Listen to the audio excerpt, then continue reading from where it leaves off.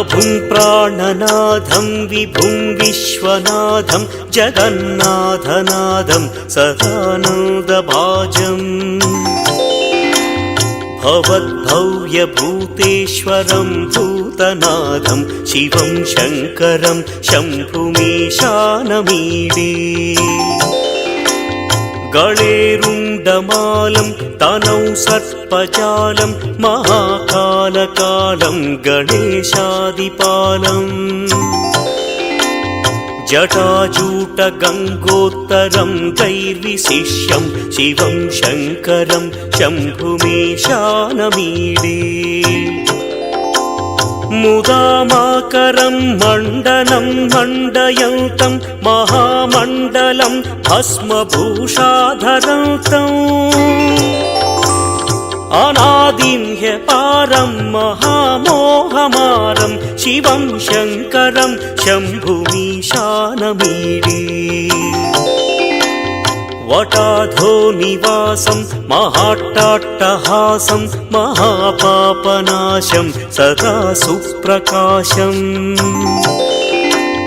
गिरीशं गणेशं सुरेशं महेशं शिवं शङ्करं शम्भुमीशानमीडे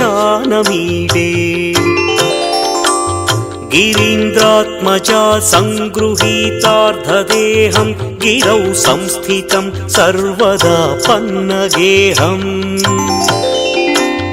परब्रह्म ब्रह्मादिभिर्वन्द्यमानं शिवं शङ्करं शम्भुमीशानमीडे कपालं त्रिशूलं कराभ्यां दधानं पदाम्भोजनं राय कामोदधानम् बलिवर्धयानं सुराणां प्रधानं शिवं शङ्करं शम्भुमीशानमीडे शरच्चन्द्रगात्रं गणानन्दपात्रं त्रिनेत्रं पवित्रं धनेशस्य मित्रम्